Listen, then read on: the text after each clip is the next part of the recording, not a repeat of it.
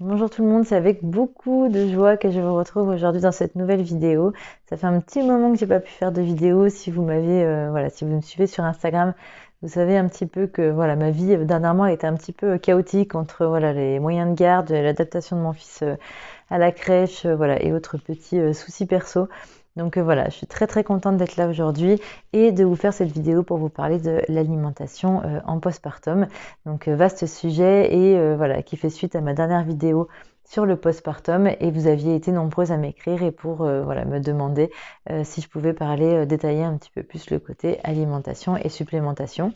Donc je le ferai en deux parties. Donc aujourd'hui on va voir vraiment l'alimentation en postpartum et puis dans une prochaine vidéo on verra plutôt le côté supplémentation qui est très important aussi et on verra pourquoi.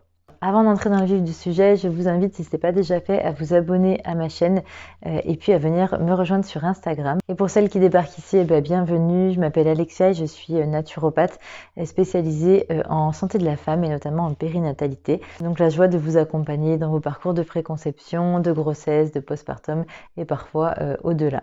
Donc l'alimentation, c'est un des piliers de la santé en naturopathie. Donc voilà, c'est quelque chose de très important, de fondamental, qui est encore un petit peu trop négligé. Or, parfois, en changeant simplement quelques habitudes alimentaires, on peut régler de nombreux soucis de santé. Et surtout, et c'est ça aussi qui fait l'intérêt de la naturopathie, l'alimentation va nous aider à prévenir de nombreuses maladies, de nombreuses pathologies. Alors il y a le côté alimentation qui est très important, mais bien évidemment il y a aussi le côté digestion, puisque on est ce que l'on mange, mais on est surtout ce que l'on digère. Et du coup voilà, si vous n'êtes pas à même de digérer ce que vous ingérez, c'est comme si on vient remplir une passoire d'eau. On a beau manger des choses très bonnes pour notre santé, ces choses-là elles vont pas venir nourrir nos cellules, nourrir notre organisme correctement, puisque tout simplement elles vont pas pouvoir être absorbées correctement. Petite parenthèse digestion refermée, néanmoins c'était quand même important de le rappeler. Donc l'alimentation en postpartum, elle va être particulièrement importante, à la fois pour le côté physique, donc pour la récupération après l'accouchement, pour régénérer notre corps après l'accouchement et lui apporter tout ce dont il a besoin pour bien vivre cette période du postpartum qui est pas facile, qui est éprouvante, et sur le plan physique avec la fatigue, le stress, et sur le plan bien-être émotionnel, là aussi l'alimentation va vraiment avoir son rôle à jouer et on le verra, il y a certains nutriments notamment qui vont vraiment pouvoir nous aider dans tout ce qui est prévention de dépression du postpartum. Alors déjà, moi j'aime bien reprendre l'analogie en fait des saisons pour parler de cette période du postpartum parce que ça nous met tout de suite dans l'ambiance et puis ça aide à comprendre en fait nos besoins pendant cette période qui est assez particulière. Si la grossesse pouvait être déclinée en saisons, puisque vous le savez, elle se décline en 4 trimestres la grossesse, puisque maintenant on considère le postpartum comme un trimestre à part entière de la grossesse, donc on appelle le 4e trimestre. Et si la grossesse donc pouvait être déclinée en saison, le postpartum serait l'hiver de notre grossesse. Et du coup, voilà, rien qu'en disant ça, on pose un petit peu le tableau de ce postpartum. Qui dit hiver dit voilà, envie de repli, envie d'être chez soi, envie d'être au chaud, on a envie de chaleur. Voilà, on se voit tout à fait avec une petite tisane et un petit plaid sur soi, voilà, tout cosy, d'être dans son cocon en fait. Et c'est tout à fait ça en fait au niveau énergétique qui va ressortir également pendant le postpartum. En hiver, la nature, elle se régénère et c'est exactement aussi ce qu'on va faire pendant le postpartum. On va prendre ce temps pour se régénérer, pour être au calme. Donc pendant l'hiver, généralement, on fait moins d'activité, on va baisser son niveau d'énergie puisque on a moins de lumière. Donc on va vraiment profiter de cette période en fait pour rester au calme, pour nous régénérer, tout comme le fait la nature. Et cette régénération, elle va non seulement passer par le fait de s'écouter justement, et puis d'être vraiment au calme dans un environnement très cocon, avec son bébé pour pouvoir accueillir son bébé aussi, et puis créer ce lien avec lui dans un environnement calme et paisible. Cette régénération, elle va aussi passer par notre alimentation, où on va vraiment venir nourrir le corps, lui apporter de la chaleur pour qu'il puisse avoir toutes les ressources nécessaires pour bien vivre ce postpartum. Très concrètement, en termes d'alimentation, ça donne quoi? Déjà, on va apporter de la chaleur. Donc, on va plutôt conseiller de manger chaud pendant cette période. Donc, on va pouvoir consommer des bouillons et notamment des bouillons qui vont être riches en collagène.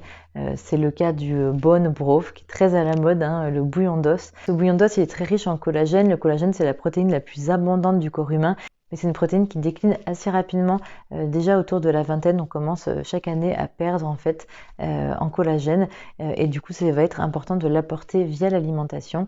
Et voilà, le bouillon d'os est très riche en collagène, on le remarque notamment lorsqu'il est froid, puisqu'il va avoir un aspect assez gélifié, et plus il va avoir cette texture là, et plus ça veut dire que ce bouillon est riche en collagène. Le bouillon d'os, il est très intéressant en postpartum parce que non seulement il est très riche en micronutriments, en vitamines, en minéraux, mais donc comme on l'a vu, il est riche en collagène. Et le collagène, il va nous aider pour tout ce qui est récupération musculaire, pour la prévention aussi des vergetures. Donc il a un impact sur l'élasticité des tissus. Il va aussi nous permettre une meilleure cicatrisation pendant le postpartum. Il peut aussi aider à prévenir la perte de cheveux. Donc voilà, vous voyez, les bouillons d'os, ça va être vraiment très intéressant d'en consommer en postpartum. Et alors soit vous pouvez les préparer avant votre accouchement et les congeler si vous avez un congélateur dans lequel vous avez suffisamment de place. Alors bien, on peut simplement en acheter également, se faire un petit stock avant l'accouchement. Moi c'est ce que j'ai fait parce que voilà, j'avais pas la place dans mon congélateur. Sinon c'est très facile à faire le bouillon d'os et ça revient vraiment pas cher en fait de le faire soi-même. J'ai une recette sur Instagram que je vous remettrai en barre d'infos si ça vous intéresse. J'avais fait un réel, mais voilà, vous pouvez trouver des recettes un petit peu partout et c'est très facile à faire. Si vous les achetez tout prêt, par contre là ça peut être assez onéreux. Il faut aussi faire attention au taux de collagène qui normalement est indiqué sur voilà, les bocaux que vous allez acheter. Moi par exemple j'avais consommé ceux de la marque Jolie Mama qui sont très très bons. Consommer, donc vous pouvez le faire en cure, ça c'est assez intéressant de le faire comme ça, sur par exemple 1, 2, 3 semaines, si besoin, et bien voilà, vous allez prendre votre petit bol de bouillon d'os le soir par exemple en début de repas. Alors ça constitue pas un repas à part entière, vous allez avoir faim, surtout si vous allaitez, ça pourra pas remplacer un repas, mais en tout cas ça peut faire voilà une petite entrée voilà, avant d'attaquer votre repas classique. Pour apporter aussi cette chaleur en postpartum, vous allez aussi pouvoir utiliser certaines épices qui sont réchauffantes. C'est notamment le cas de la cannelle et du gingembre. Donc pour la cannelle, vous allez simplement voilà, pouvoir en saupoudrer sur vos plats. Moi j'aime bien en mettre sur mon porridge, ou j'en saupoudrais voilà, sur mes puddings de chia ou mes porridge le matin. Ça donne un très bon goût en plus et c'est une épice voilà, qui est très réchauffante. Et puis vous allez pouvoir utiliser aussi des infusions de gingembre. Donc là encore une épice voilà, très réchauffante et puis qui a aussi ce côté anti-inflammatoire, très intéressante en postpartum.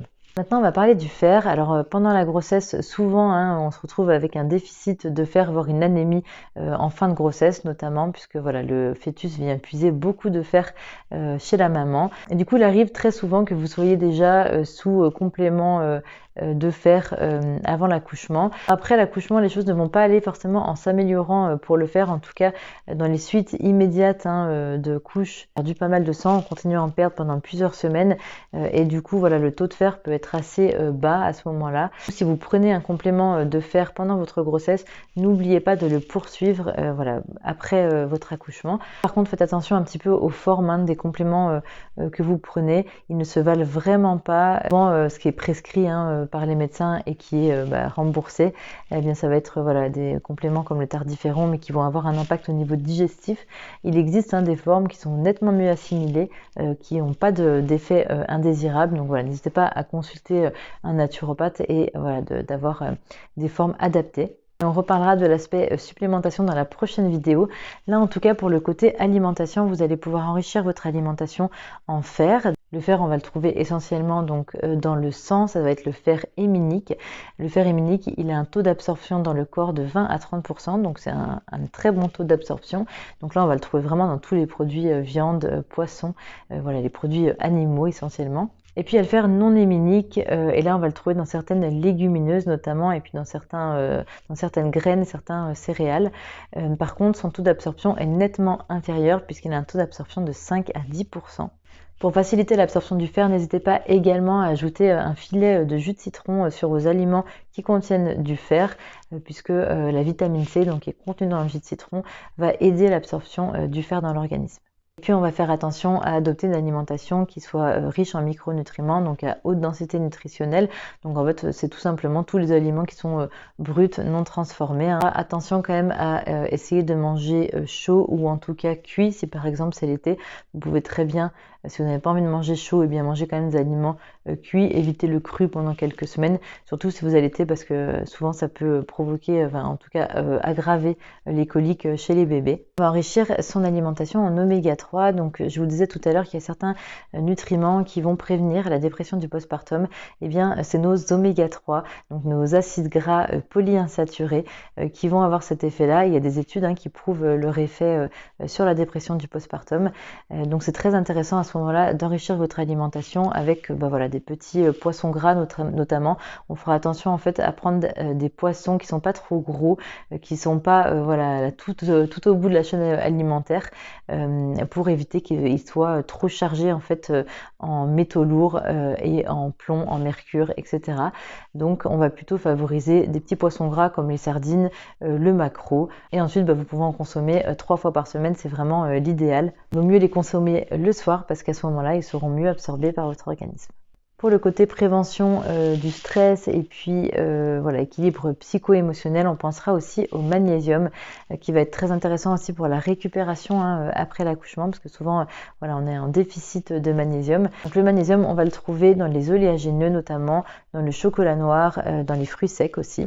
Donc voilà, n'hésitez pas à enrichir votre alimentation avec ces aliments. Puis un point très important à mentionner, c'est qu'on va essayer de s'alimenter de façon à se faire plaisir. Aussi, c'est très important en postpartum. Voilà, on a envie justement d'être dans cette ambiance voilà, où on se sent bien, où on se sent coucouné, materné, parce qu'en fait, on devient mère, mais la maman a besoin elle-même d'être maternée. Et du coup, voilà, il faut aussi savoir se faire plaisir à ce moment-là avec des aliments qui sont réconfortants, qui nous font nous sentir bien et en sécurité, et voilà, ça passe aussi par l'alimentation. Voilà, c'est très important aussi cette notion de plaisir dans l'alimentation en postpartum. Voilà pour cette première partie. La prochaine fois, du coup, on verra vraiment le côté supplémentation. J'espère en tout cas que cette vidéo vous aura plu. Si c'est le cas, n'hésitez pas à la liker et puis à vous abonner à ma chaîne. Ça m'aide vraiment voilà, à gagner en visibilité. Et puis voilà, pour que ces vidéos puissent toucher aussi plus de mamans comme vous. En tout cas, voilà, j'espère qu'à vous, elles vous sont utiles. Je vous remercie en tout cas d'avoir regardé cette vidéo. Et puis, je vous dis à très bientôt pour la suite.